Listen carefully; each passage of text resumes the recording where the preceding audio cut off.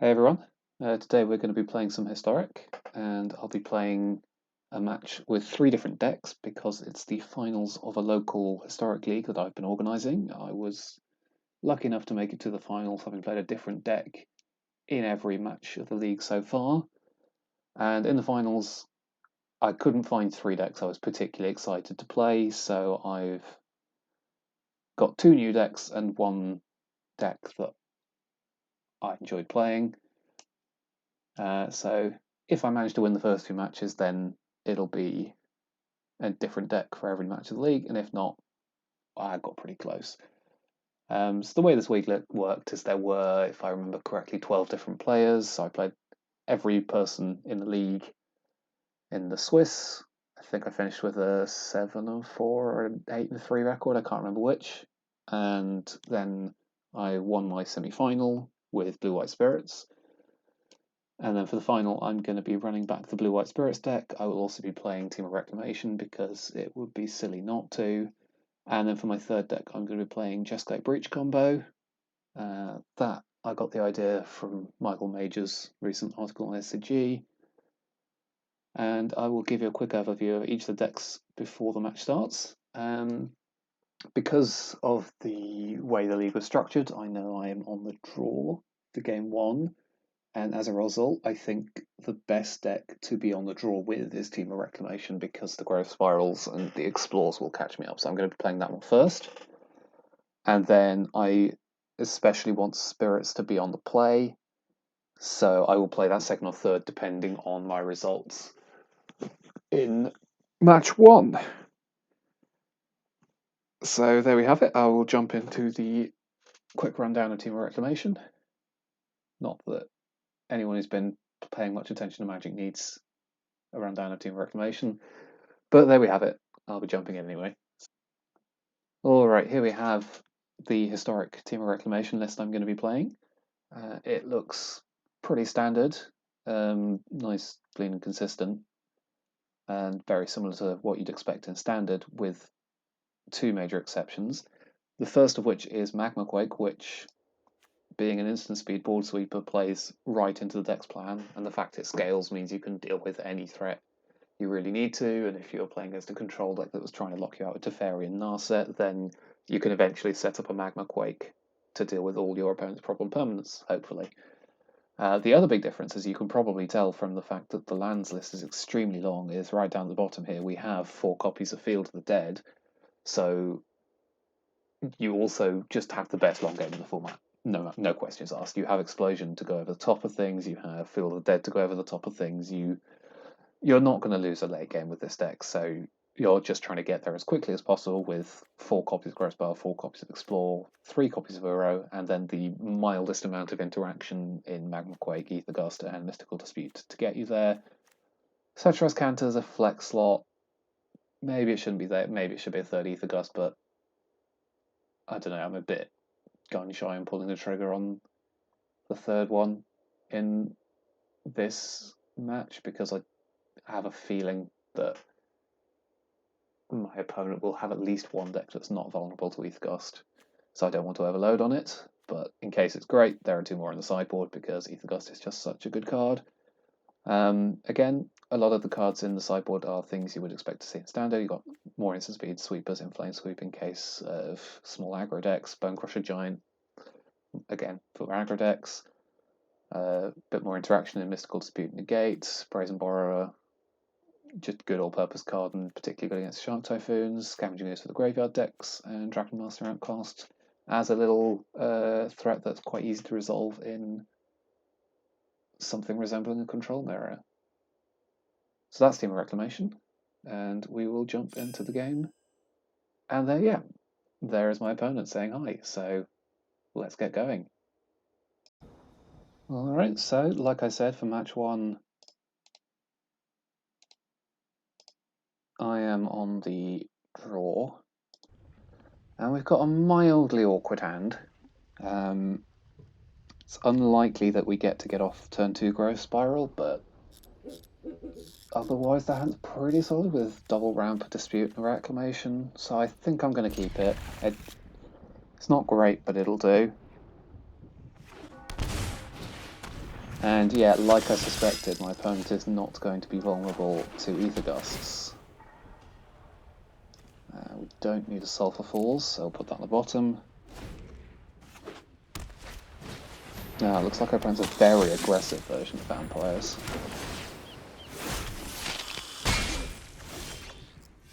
Root Pan Crack, not ideal.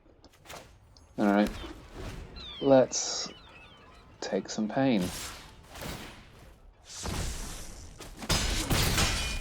My opponent gets to transform their Legion's Landing and get a counter on their Knight, and a Dante Vanguard's actually going to be a real pain, because it's going to get through Magma Quakes. Let's get Blast Zone down, because there's a reasonable chance I want to activate it, and then Uro. Give us some insulation. Looks like our opponent doesn't have a Sorin, at least, on the basis they played the Vanguard out. But yeah, the lack of a Shockland or a Triumph has made this draw on the awkward side of things. At least we get to jam a Reclamation. No, they do have a Sorin. That is not good. We're going to need to draw a Magma Quake.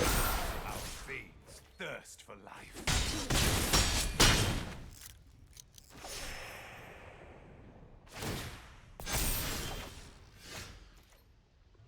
That is not a Magma Quake. Alright, so I'm going to start with Growth Spiral.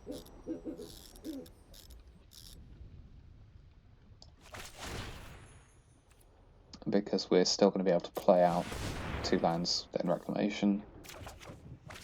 There's the Magma Quake at least, so Sorin's on 5 though, so we can't kill Sorin.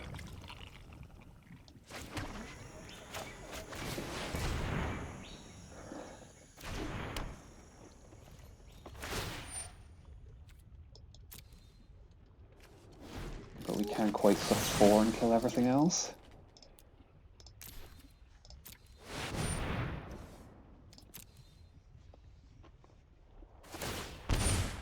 Yeah.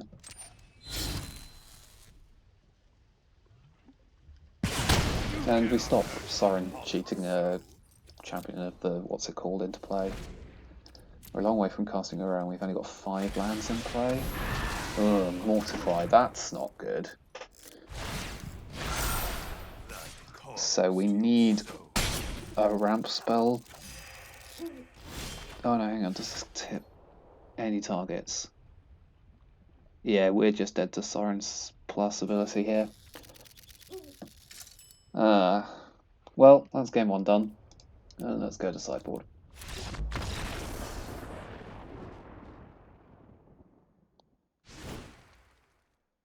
So, because of a Dante Vanguard, specifically, we're going to want the Brazen Borrower, I think. We're going to cut the Ether Gusts and the Mystical Disputes. And we're going to bring in Bone Crusher Giants, Flame Sweeps. Let's cast Search for Escanter, and Sharp Typhoon, I think. Let's go with that. I mean, we can deal with the Adante Vanguard by getting to the point where we're Field of the Deading. So that hand was only barely too slow in the grand scheme of things, so we could well be alright. And yeah, we've got Spiral into Reclamation plus Flame Sweep, so can't really ask much more than this. We'll start with the Triumph.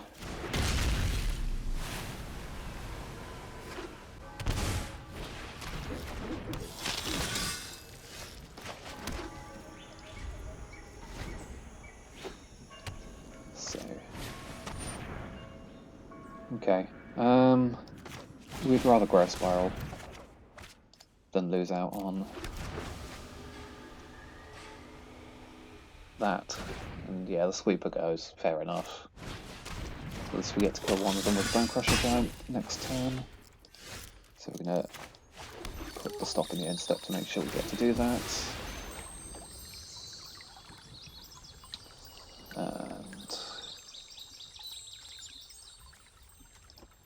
doesn't particularly matter which land we get there.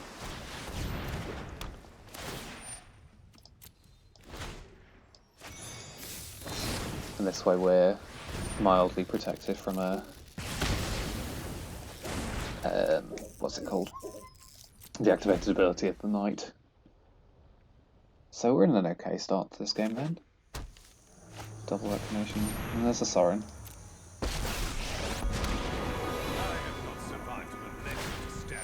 Counter, okay.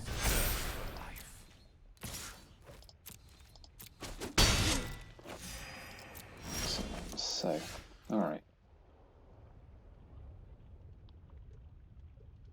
How do we want to proceed? I think we just want to jam reclamation here. Oh dear. Alright, let's hope this works. Good.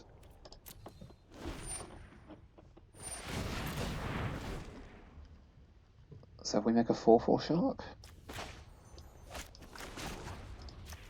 that lets us draw a 2-drop and protects it from losing straight up in combat or getting helixed by Sorin.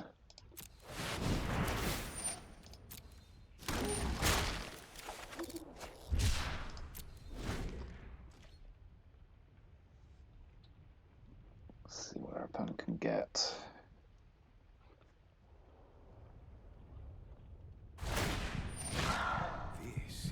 Yeah. So if they spend their turn just pumping a knight, that's fine.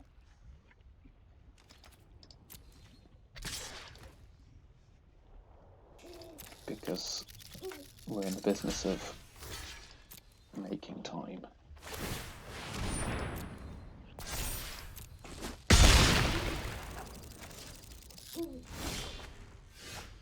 Alright, explores the good draw because we get to explore and then play giants before we untap. Nice.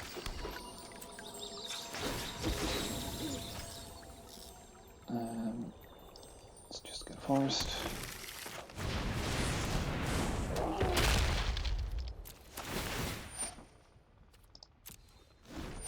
And make another shark.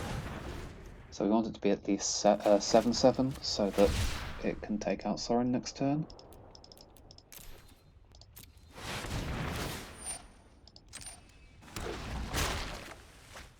And there's our land for the Field of the Dead. So yeah, this game looks a bit more stable. Has drawn their Champion of Dusk for a bit of a refuel.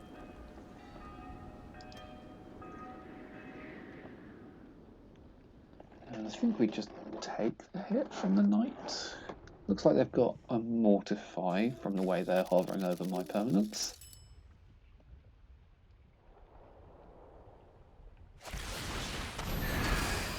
Yeah.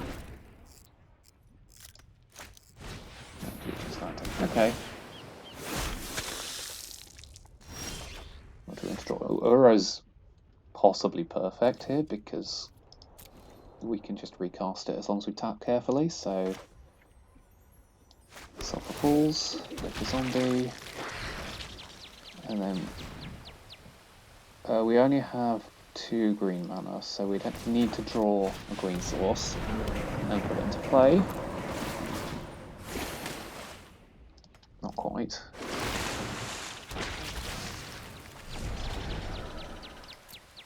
But then we can get Uro into play next turn. We actually don't have anything to do with our mana, so untap, untap.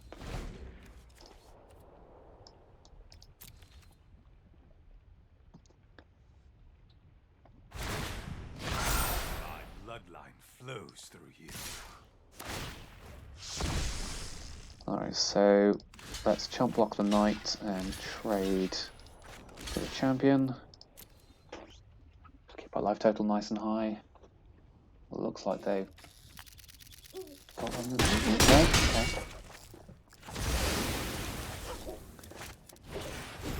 Don't say Vanguard, but that's going to be blanked by Uro. And yeah, another 1/1 token's not too threatening. So as long as you draw an explosion before too long, this game should be pretty safe.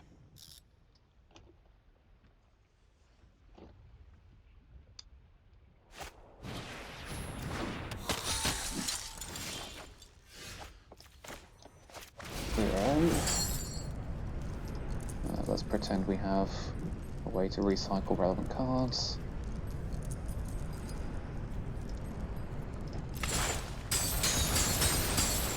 And we're doing this first in case we draw Field of the Dead.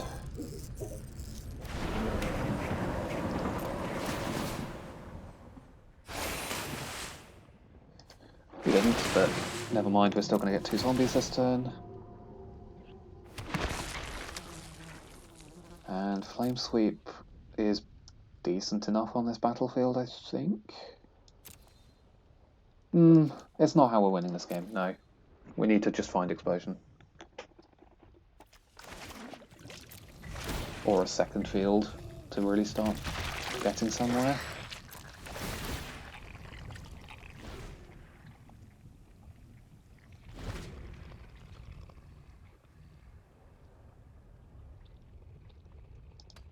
It is unfortunate we've had to let Soren stick around so long. Our fiends thirst for life. Yeah. So we're just going to chump the knight. No incentive to block with Uro and let it get eaten. Oh, another Soren. This one's going to reanimate something. Can reanimate a Champion of Dust next turn, so we kind of do want to get some damage onto that. Okay, so we've drawn Explosion. We have 4, 5, 6, 7, 8, 9, 10 mana. So we've got 30 mana, so we've got an Explosion for 26, which is not enough. So let's attack Uro into that Soren. There's a Magma Quake, so actually it doesn't really matter. We're going to Quake for 5. In response to this, so our opponent has to pay another 4 life. Just checking the loyalty. Actually, we need to Quake for 6. It kills our Uro, but we've got an Explosion, so that's okay.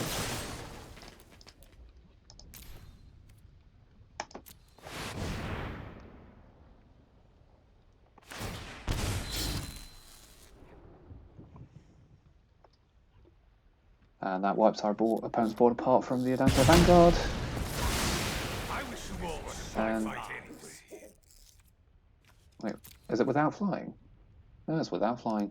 Good to know.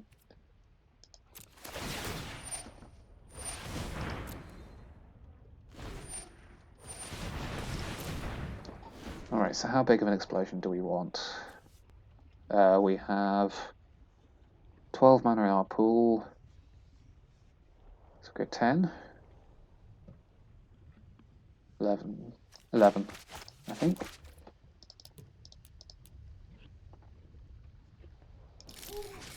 Just so we've got plenty of mana to do things with. That gives us 6 mana left over, so that's a Quake for 4. Yeah, that's plenty. This should find us another explosion. Yeah, we can grow Spiral a couple of times, get some more zombies.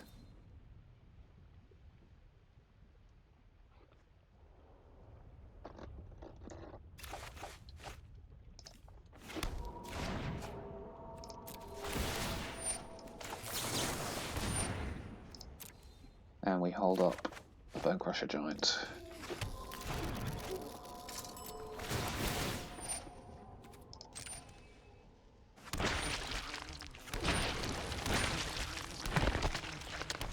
Yeah, this deck's quite powerful, who'd have thought? We're just going to discard some irrelevant lands. Triumph the Mountain and Harbour. If for some reason we need to do something about it, that's fine. Yeah, that was a reason why we wanted to Explosion for a lot. Yeah, okay. That's our opponent out of cards.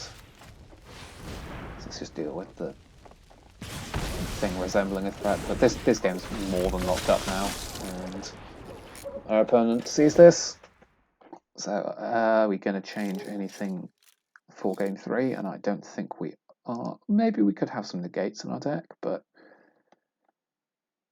I think I'd rather have the Sharks. I don't want to cut any of the ramp or removal. And we need to keep our land count high, so yeah, that's fine.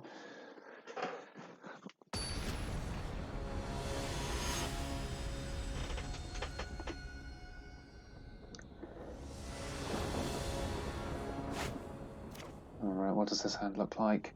It's got an Explorer, Bone Crusher Giant, and a Magma Quake, so although we're missing blue mana, this seems good enough to me. We've got removal through a Duress. Yeah, our opponent does not hesitate in taking that Magma Quake.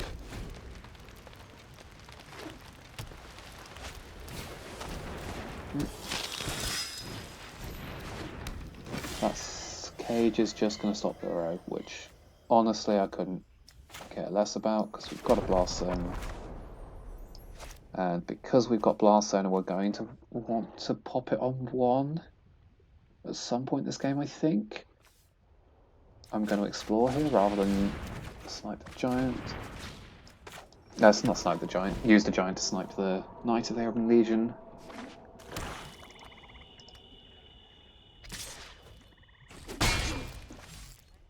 Opponent's playing up more things. Legion that turns moderately threatening and also is just a good target for the Bone Crusher Giant. We're playing Root Bankrag because it's a different named land.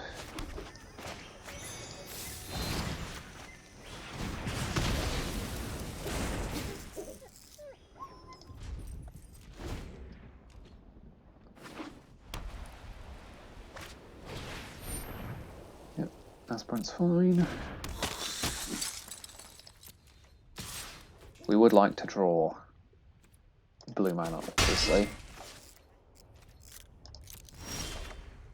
But Flames the Weep will do.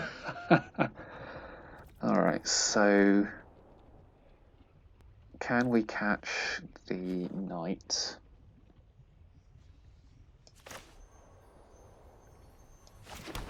Activating. So we can wait.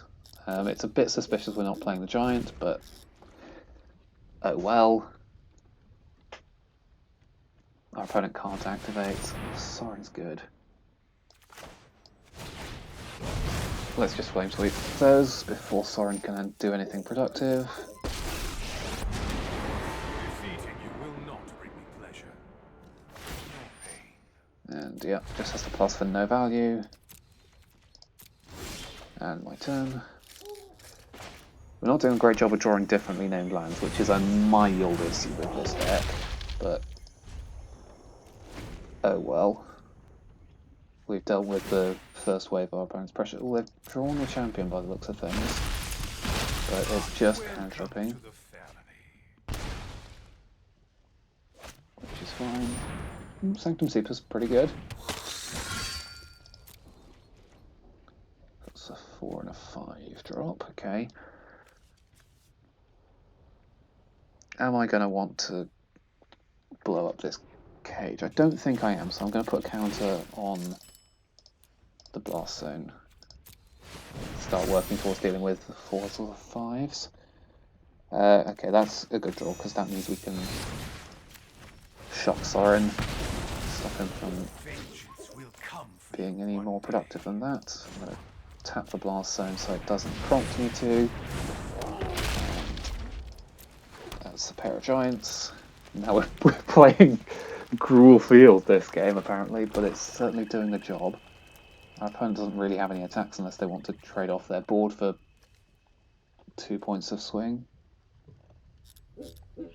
And we have 4 differently named lands in play.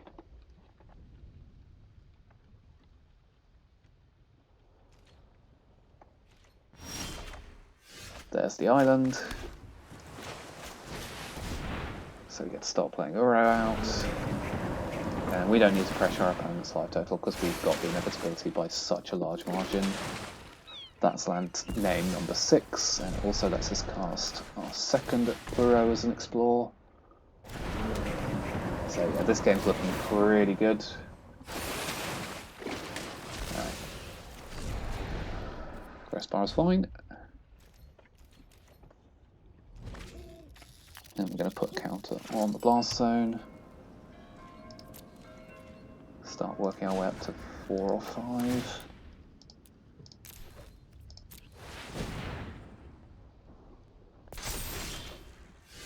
There's an explosion. That's pretty good. Let's just cast an explosion for 5. Kill off the Sanctum Seeker, draw some cards. We're inevitably going to draw a land that starts triggering our fields. Like Steam Vents. So now we're going to start attacking with Giants. And opponent's wishing us a good game, so we'll wish a good game back. And yeah, this game's locked up now. No way of our opponent being able to deal 24 damage to us.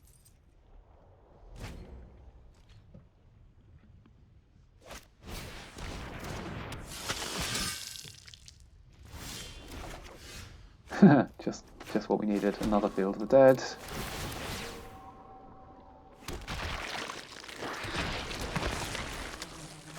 Spiral.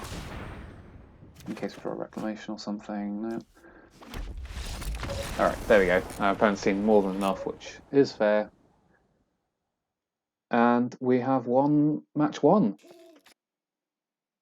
Alright, so for my second deck, I'm going to be playing this Jeskai Underworld Breach Combo deck. And the way this deck works is your plan is to mill yourself out and then cast a Thassa's Oracle. Seems simple enough. And the best way to mill yourself out is by assembling the loop of having 2 Diligent Excavators. So every time you cast a Historic spell, you mill yourself 2 cards. And what this means by Historic spell is artifacts, legendaries, and sagas. There's no sagas in the deck, but most of our cards are artifacts or legendaries. And then if you have 2 Mox Opals somewhere, hand, graveyard, battlefield, an Underworld Breach lets you cast them, mill yourself for 4, so you can then cast the other Mox Opal from your graveyard and exile 3 cards. So eventually, you're not going to run out of material in your graveyard, and you then have enough Diligent Excavator triggers, infinite, in order, well, not infinite, but near infinite, to mill out your deck, and then play the Thassa's Oracle from your graveyard, and if you've got a legendary permanent in play, you can float a blue mana each time, and you usually do, because nearly all of the other permanents in your deck are. In order to grease the wheels, we have extra 0 mana artifacts in order to help you mill in Tormod's Crypt, which also serve as useful graveyard hate for potential mirror matches even, or other decks that care about the graveyard. Fibblethlips as legendary permanents that turn on your Moxes and get you mill triggers and cantrip. And then Lurrus to give you inevitability and let you replay your Diligent Excavators that have died or been self-milled, or just breaches that have ended up in your graveyard. Teferi as a good anti-counterspell measure, and also just a mild annoyance for people trying to kill you with creatures. Saheeli can also buy you time, but importantly, it can also turn your artifacts into extra copies of Diligent Excavator. And there's also other fancy tricks you can do, such as legendary ruling a Fibblethip into the graveyard by turning a servo into a copy of it, means that you can then replay the Fibblethip from your graveyard. And there's little fancy tricks you can do with that. And then Emery as the other way to sort of build your resources up, I suppose, until you can combo it. It mills 4 cards on its own. It often costs 1 or 2 mana. It turns on your Moxes, and it can also combo with Witching Well to sort of grind up material between your hand and graveyard. And then you also have a 1 of Teshar, which can return creatures like Lurrus and Emery into play. Pretty straightforward Jeskai mana base. Triomes are great. Love Triomes. And then as many sort of untapped lands as possible. And then the sideboard has various types of interaction to either defend the combo or stop you from dying. And then Karn as a sort of, I suppose, a bit of a sideboard duke against controlling decks as a sort of alternate win con. Between Karn and Saheeli, there's a reasonable chance you can just sort of cobble some tokens together. You also have Meddling Mage for other combo decks, Ether Gust for Reclamation and Goblins and Green Aggro and Gruul Aggro, Spell Pierce for control decks, so you can try and force your combo through, because although you can grind out a bit, you certainly don't want to play into their hand too much. If they resolve too many Planeswalkers, you're not going to be able to keep up. And then Narset as another sort of card advantage tool that can also mildly irritate your opponents. So that's Historic Breach. Let's jump into the games. And actually, before we do so, if you do want to read more about this deck, I strongly recommend Michael Majors' article on SCG. At the time of recording, it's only available for premium readers, but I think in a week or two time from when I record, it should be available to anyone, so check the description for that link. Alright, so match 2 of the finals, and this hand is pretty slow. We don't know what our opponent's playing, but this is certainly not what we're going to want.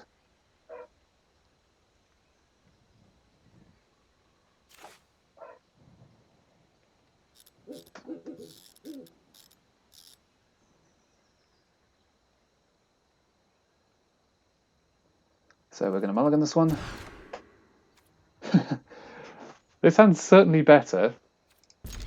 We're going to dump the Tormod's Crypt, because with double Mox Amber we're not in the need of the 0 mana artifacts. We can't play the Well turn 1, so we're just going to play Tap Steam Vents, and because our opponent's led with Llanowar Elves, I'm not scared of Duresses. So I'm expecting something like Gruul Stompy. I was going to finish that sentence off with Elves, but I don't think that's necessary anymore. That is moderately good news though, because it means that we can just run out Diligent Excavator and get some value off of it. Gonna mill ourselves. Oh, second Excavator in the bin already is good. And I'm just gonna mill myself some more. Alright, nothing of consequence.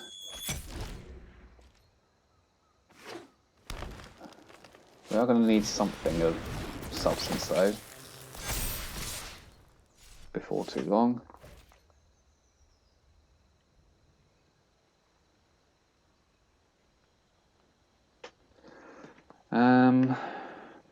Does our opponent have a single green mana pump spell? I don't think they do. Oh, Luris is a good draw. So we'll start with a Wishing Well. Another box. We don't need another Luris and we don't need another Triumph. So there we go. What's our graveyard looking like? Just some Moxes and an Excavator at some point. So with the 4th land we actually win, or we were going to win, but now that we've been ambushed we don't. So the question is, do we want to play out Oracle as a blocker? And I think... oh no, we can't, because the Mox Amber won't tap for blue. So we're just going to play Luris. And a tapped Hallowed Fountain. And pass the turn.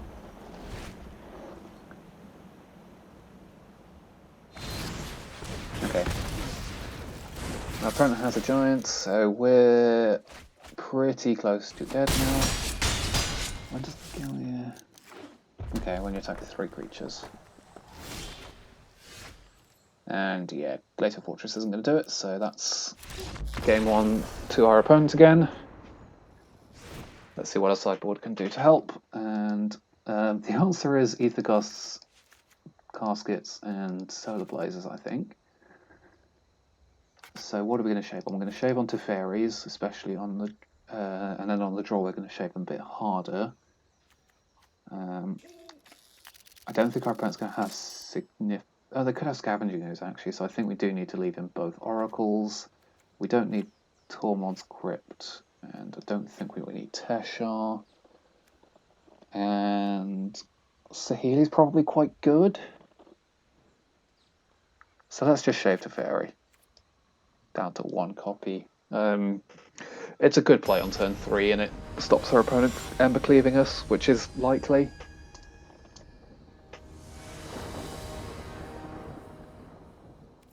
Alright, so, yep, this hand looks good. We got Witching Well into Excavator.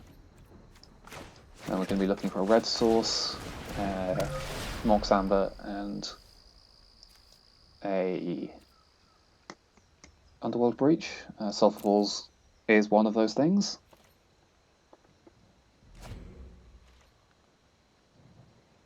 So yeah, happy with that. Manware start's not bad. And we're going to play Sulphur Falls, preserve our life total. Be interested to see how much removal our opponent's left in. If they have too much removal, their draw's certainly going to be clunky. Right. We can't block that. But we can Glass Casket it, so we're going to do that. Just buy ourselves as much time as possible.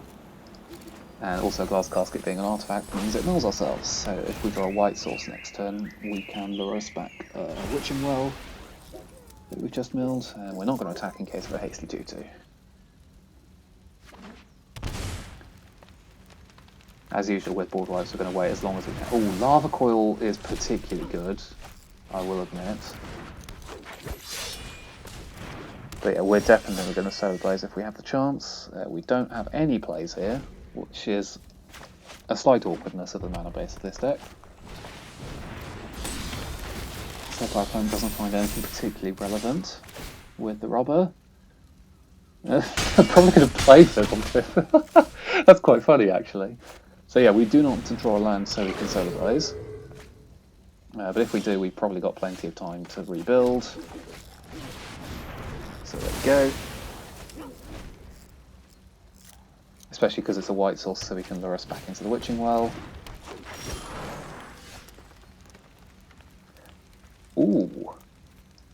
I think we're going to start with Emery, because of it only costing 1 mana. If we draw a 0 mana artifact into our graveyard, then that's mildly better.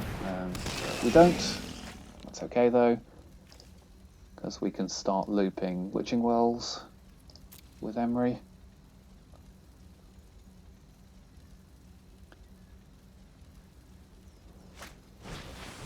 They Lava Cord Lurus, which is much better news for us.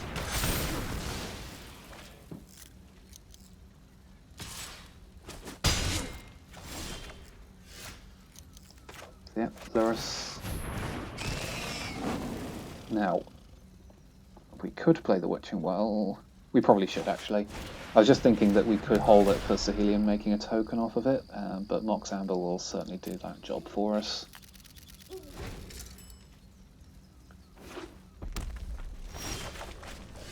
Alright, so we start with Saheeli, and then we're going to Mox Amber and then Fibblefoot.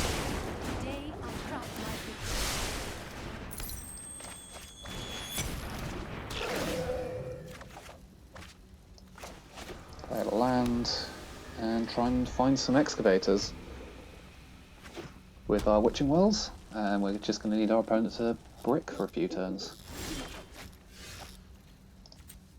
Alright, let's draw 2 cards with Witching Well and double Mox Amber. Okay, we're going to hold that because we don't have an excavator yet. And we'll play out a Witching Well. Make another servo.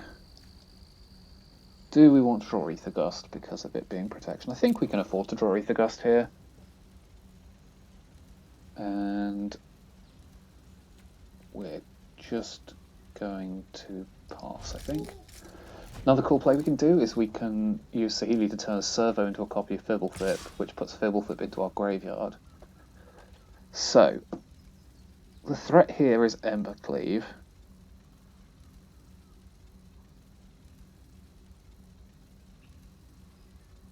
So I think I'm just going to block with these 3,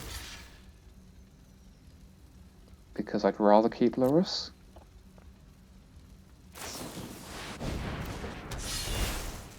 This means it still survives. We Glass Casket the Elvish Mystic next turn. And we've got a for Gust in order to protect us.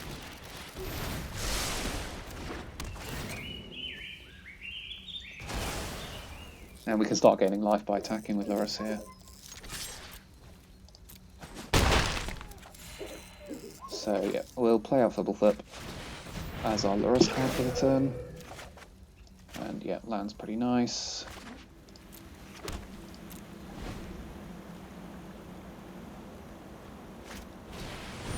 What? Oh my goodness. That is actually going to be painful. Yes, we're definitely Aethergusting this.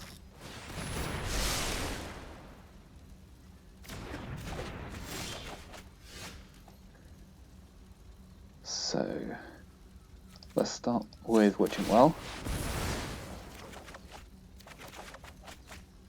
Cool. So now we've drawn Excavator. We're going to start with Excavator.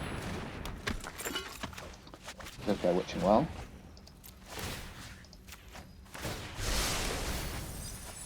Right, nothing milled of consequence there. Nothing of relevance in the scry. And let's just play out that. And we'll attack with everything. Put our opponent under some pressure. And end the turn. So our opponent gets to play the Immolation Shaman. And equip Embercleave to it. And it's 5 mana to pump, so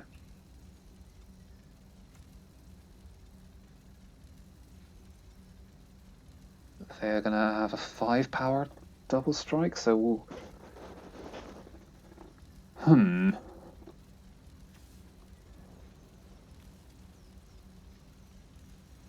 So what's the line? I think the line is to draw cards, even though it's going to ping us for 1.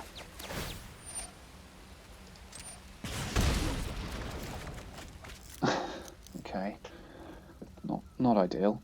I think I'm going to try and go off this turn then. I'm going to turn a Servo into a copy of Diligent Excavator. Now that we've got essentially 12 mills, there's a very high chance we can find an Underworld Breach.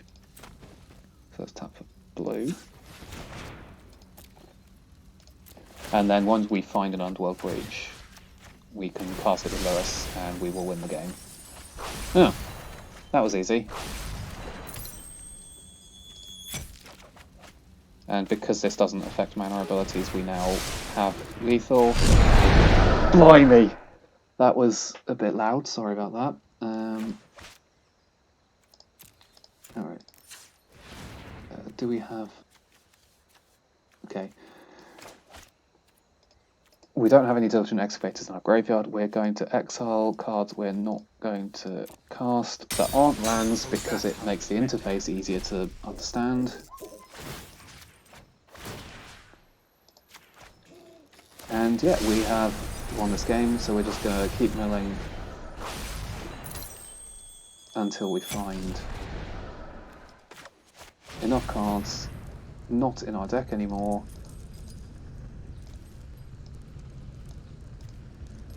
so that Thassa's Oracle is lethal. Our opponent has a surprisingly relevant interaction suite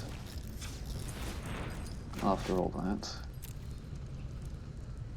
Let's get rid of Emery's and Breach. Yeah, our opponent makes us play it out, so it's also good because we get to then have it on the video. It's a lot of clicking.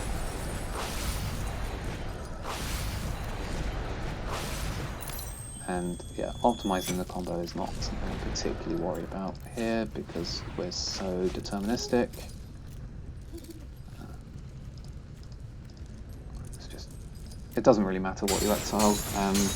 At this point the game's deterministic, our opponent can't interact with us.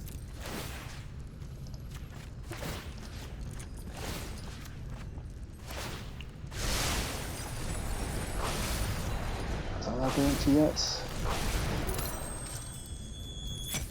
Okay, so we've got 5 cards out of the library. Our devotion is high enough that 7 apparently, so Thassa's Oracle is a win. And we're just going to show our opponent the fewest number of cards possible. Alright, game 3. Do we want to make any changes? I don't think we do. This deck just has a lot of resiliency thanks to the Loris's and Emerys, so we can afford to run out the excavators early, and it's just awkward when they get lava coiled. But our opponent has a lot of things they need to lava coil, so they can't be too fussy about things. Hopefully they don't get to lead off on an Elvish Mystic this game. Alright, double glass casket and a witching well is sufficient for me to keep this. We can scry into land. And it's not Mystic but Belt Collector, which I'll take. Second witching well for in case we miss. And I'm going to want an Underworld Breach at some point, but not in a hurry. So we'll put that on the bottom. Or maybe we... no, it's fine. Okay, so the question now is, what are we putting in the casket? And because our opponent didn't play a 2-drop, I'm going to casket the land anywhere else. This is a bit bold, but we'll see. Oh, that was perfect.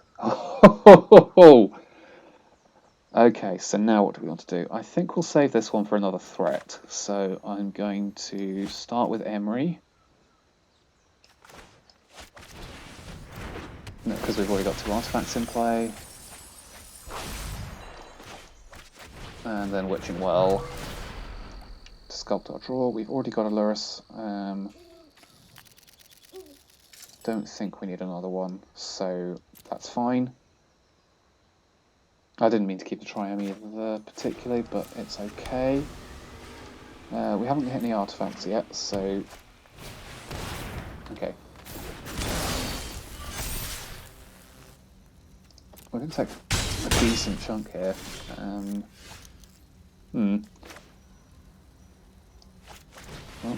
we're going to cast a Spellbreaker. Our land and pass. Okay, we get hit for 4. Okay. I think I'm going to start with Emery as a 4-mana mill spell.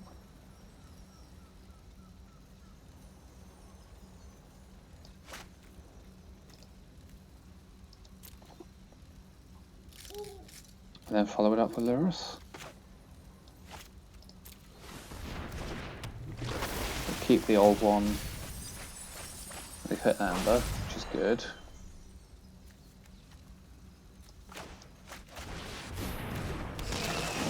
We don't have any other 1-drops we're playing, so we're just going to play it using Luris in case we have to block with Emery.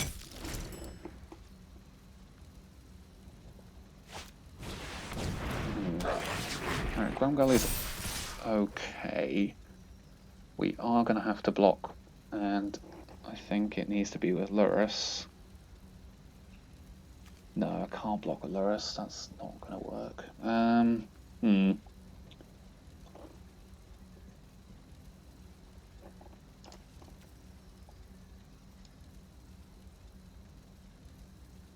Yeah, we need a bit more resources. So yeah, I think it's a chump block with Emery. Okay, so we could Luris back Breach. Could we mini Breach? I think we can mini Breach here, so...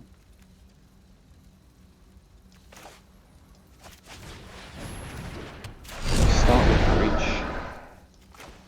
We then play an Excavator. We exile Lurises because we can't get them back. And the land.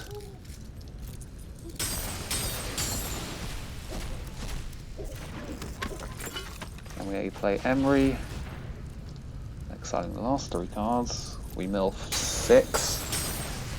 And there's an outside chance we can go off here. We have to mill pretty close to perfect.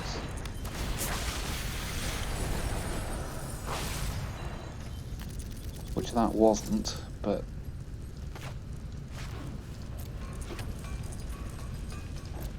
hopefully it gives us a turn. And if we don't have to block with Lurrus, which we do, we would have been able to go off again. Oh, it gets haste from Grumgully. No, it gets a counter from Grumgully. Okay. And that's got a counter, so I think we're actually probably dead. You've all got trample, so it's 8 power trample, 3 life.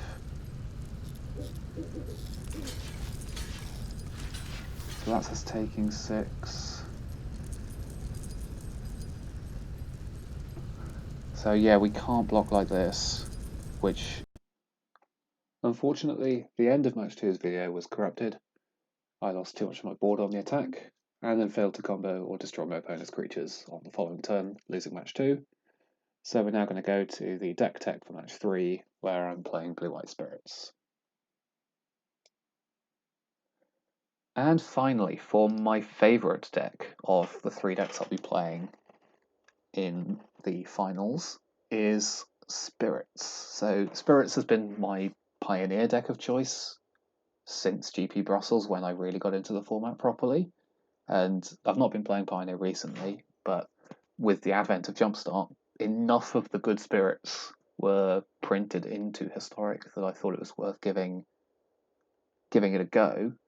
I didn't expect too much out of it, but it was surprisingly good. Although you're missing probably the 3 best cards in the Pioneer deck in Mausoleum Wanderer, Spellqueller, and Collected Company, you do have some good ones, including the new counterspell from M21 in Lofty Denial, which honestly is the 2-mana interaction we've been hoping for aggressive blue decks, as a stronger mana leak when you have a flying creature in play, and all of the spirits in this deck are flying. So it's just the perfect catch-all answer for this deck. As far as 1-drops go, the only option we have is Spectral Sailor, so we play it, and occasionally the game goes long enough that you do start drawing cards with it. It's fair enough. Importantly, you have 2 Tribal Lords in Supreme Phantom and Empyrean Eagle, which is not technically a Tribal Lord, but all the spirits we're playing have flying, and also gives our Brazen Borrowers flying, which double as both mild interaction and another threat. It's particularly useful if people start adopting Shark Tornado in their control decks, as this is one of the only ways to really come out in parity against that card. We also have Nabelgast Herald to sort of tap down blockers, and it's very, very good in racing situations, and against creature tribal mirrors, this card can absolutely dominate. And we also double up on the tapping effect with Shacklegeist, another new card from M21. The way Shacklegeist has tended to play out is a 2-mana 2/2 flying spirit that can't block is kind of okay, and you can often build board stalls out, especially if your opponent has a smaller number of creatures to the point where you can kill them in one go. Rattle Chains is almost certainly the best spirit in the deck, being able to protect your creatures from removal or just flash itself into play and then give all your other spirits flash is just incredibly powerful and makes it very, very difficult for your opponent. This is a 4-of. You never board these out, ever. And you should never play a spirits deck without 4 copies of these. Except maybe in Modern, where you've got Drogskol Captain involved, but even then, Rattle Chains is superb. And then Hanged Executioner is a sort of filler creature. It makes 2 bodies for 1 card, which is okay, and it can be used as removal. It's a bit clunky, but this is definitely the weakest card in the deck, and it's what I usually sideboard out when I know what interaction I want. And then in flex slots, we have 2 favourable wins as an extra lord, essentially, just doesn't have a body, and Mystical Dispute as a hedge against other blue decks. You also see more Mystical Disputes in the sideboard. They're just the best thing you can do against blue decks, and being 1 mana is great in this deck when we're trying to end the game as quickly as possible. We have more counter spells in Dovin's Veto, and then Ether Gust against the aggro decks and the Reclamation decks, both red, green, and Gruul aggro. Glass Casket, again, nice bit of interaction. Gravedigger's Cage against some of the graveyard decks, although against some graveyard decks they're going to be too slow to really get going before we can put on enough pressure, so it might be that against graveyard decks we don't board in Gravedigger's Cage if they seem slow.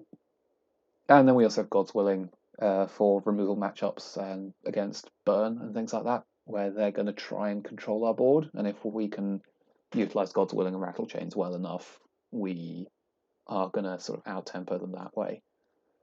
So there we have Spirits. I managed to hit Mythic with this deck earlier in the month, and yeah, I just really, really enjoy playing it. So this is actually the first deck in the entire Historic League that I'm going to be playing for a second time.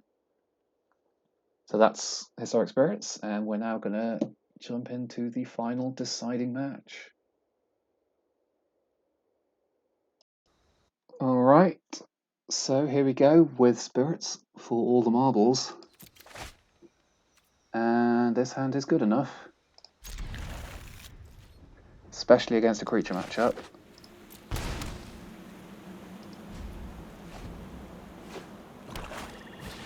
Oh, it looks like our opponent's gone back to vampires.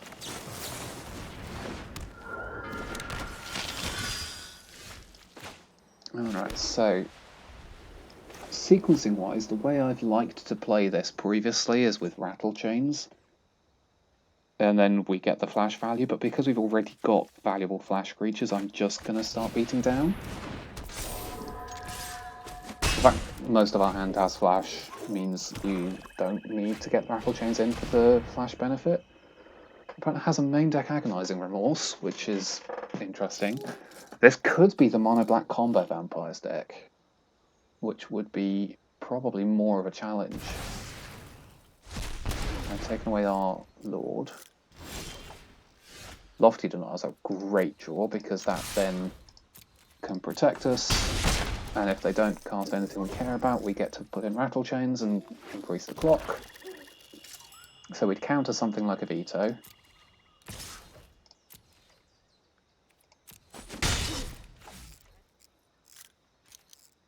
Oh, and they haven't done anything, so Rattle Chains away. This probably means they're going to removal spell on our Supreme Phantom. Yeah, which was the risk in that. But oh well. Okay. We're still winning this race, so it's okay. We could do with a third land at some point, but it could be worse. Phyrexian Arena, do I care about my opponent having more cards? I don't think I do.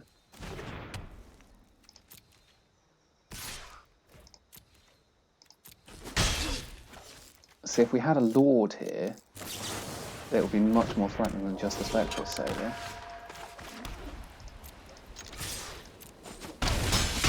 But we now have our opponent dead on board, and the Nebelgast Heralds are additional flash threats, so yeah, we're doing alright. I think this is not vampires, I think this is just straight mono-black devotion. So what does that mean? I think I like God's Willings here instead of Hanged Executioners, and I don't want Mystical Dispute. Flexing Obliterator, which is the most powerful card in their deck's not going to do much against us, and it's, yeah, just not that threatening really, because all our creatures fly. Actually, on the... we do have to be a bit wary of Grey Merchants, but that's what Lofty Denial's for, I suppose.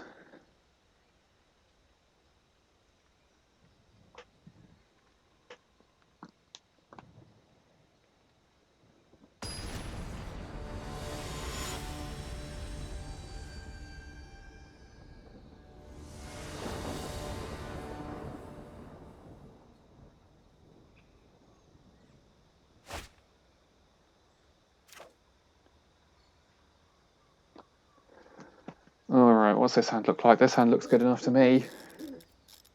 We're going to curve out. We're going to lofty dial pretty much anything on our turn 2.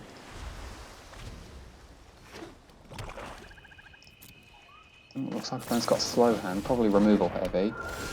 Although it didn't give them a window to cast it on our sailor, so who knows. A handful of 3-drops is certainly going to suit me. And we're lofty dying there because we're just curving out this game. If our opponent has a sweeper, then so be it. I might not play the second eagle. Especially now that I've drawn an Abelgast Herald. Because we can just stop that Obliterator from doing anything by tapping it or bouncing it. So this turn we're going to be tapping it with the Herald. That's fine. And we will tap it.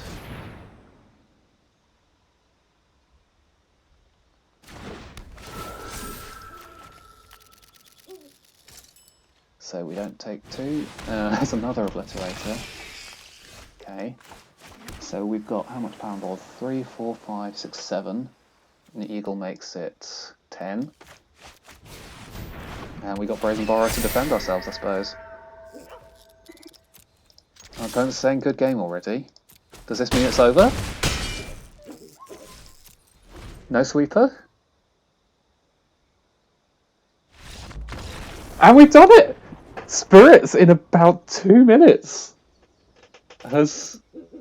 well, maybe a few more than 2 minutes, but we've done it. Spirits has won us this historic league.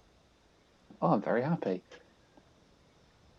I mean, the downside of this is that as I was organising and donating the prize, I don't win anything, but that's good. And to do it with Spirits as well, which is my favourite deck in Historic, even though I don't think it's that great, is a nice way to end. So thank you very much for hanging out, and yeah, I'll see you next time.